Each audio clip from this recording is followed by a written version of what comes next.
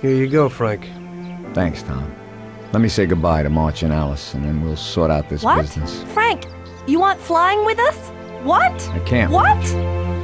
Tommy and I have a very serious situation here that we must sort out. Right, Tom? Frank, just tell me where the books are and go with them. What? How would you explain it to the Don? Forget about it. That's my problem. Where are the books? I'll never forget this. Here's the key to a safe box in the First National Bank downtown. The books are there. Take it, Tom. Thanks.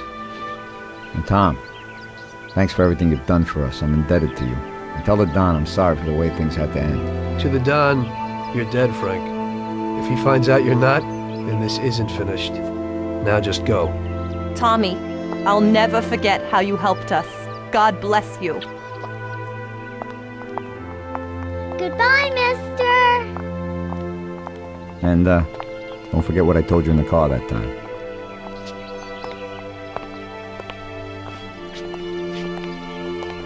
In the end, your best friend kills you. Frank told me that in the car. And now, it was me who was meant to kill a friend. Only I didn't do it. Don't do to others what you wouldn't want them to do to you, or however they say it. And I didn't want Paulie to knock me off anytime soon. I may have given him a reason to do just that today. I brought it on myself. I just hope he likes me as much as I like Frank.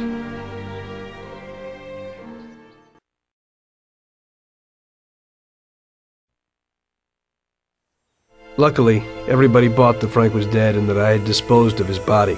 So Frank's funeral took place without Frank. The Mafia has a habit of organizing grand funerals for important people, where they forget the unfinished business they have with each other, or with the dead. The deceased are only shown in a good light. It's the principle of every gangster, at least at a funeral. So it happened that not only Salieri and our people made long speeches about their best friend Frank, but even Morello and other gangsters. Morello and Salieri cried on each other's shoulders. It didn't seem like they had been at each other's throats only the day before. Frank would have been spinning in his grave had he actually been dead. I guess everything turned out pretty well, only I had to think up something about Frank's family. Salieri, of course, wanted to help out his best friend's poor widow till the end of her days. I couldn't let him know that they were really resting comfortably in Europe at that moment.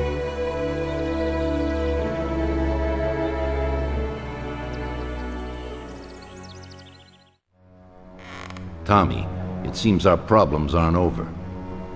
The prosecutor who nearly got Frank against us is digging up more dirt, and I've heard he even has witnesses.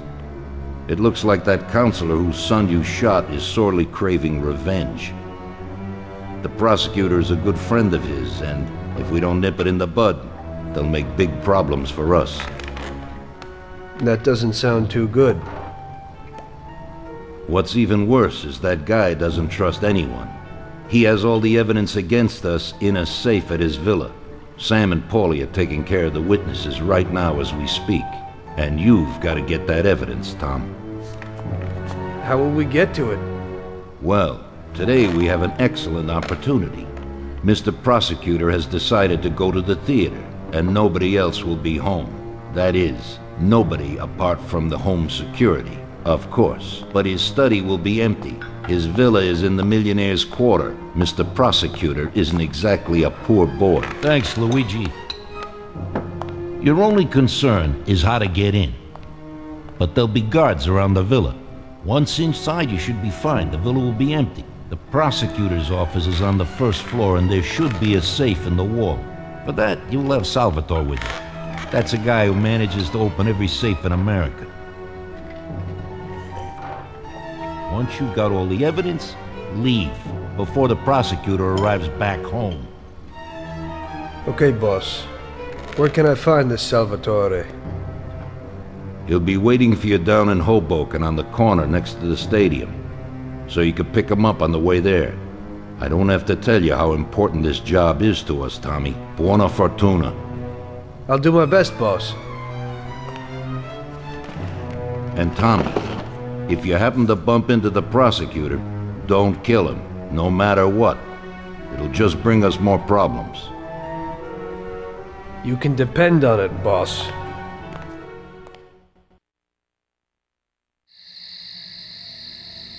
So show me what you can do, Salvatore. Okay, Chief.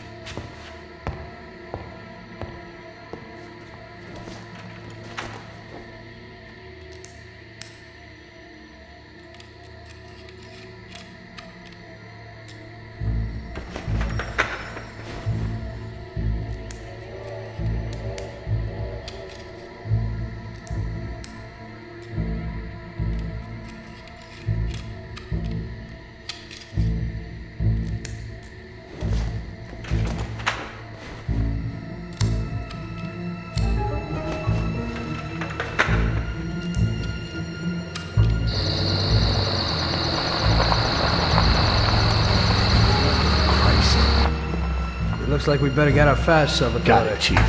Piece of cake.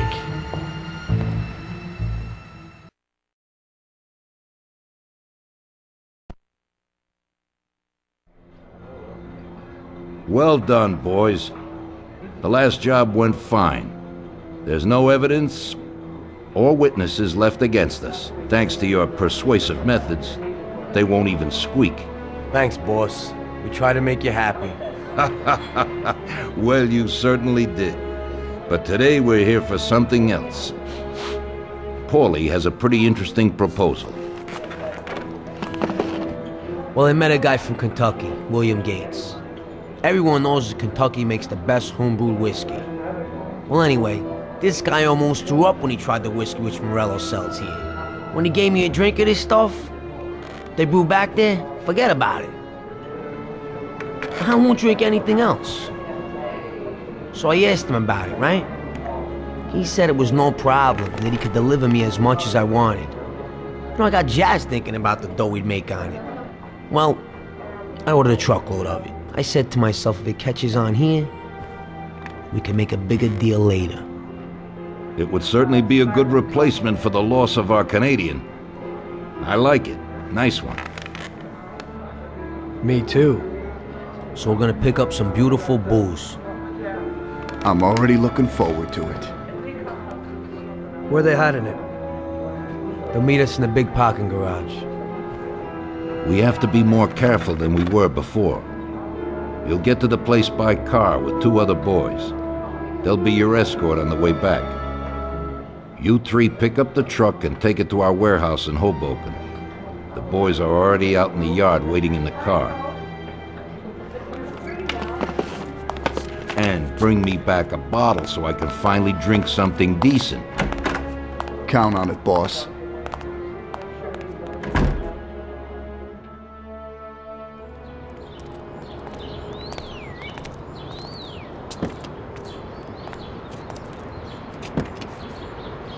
Here, Tom. This might come in useful. Thanks. Get in. We're going for some medicine.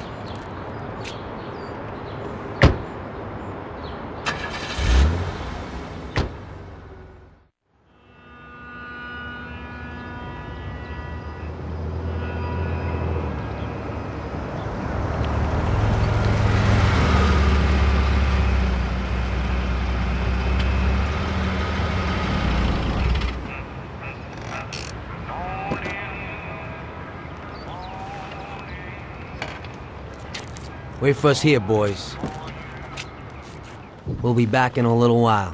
When we drive out, follow after us. Then we'll have a shot at the warehouse. Sure, boss.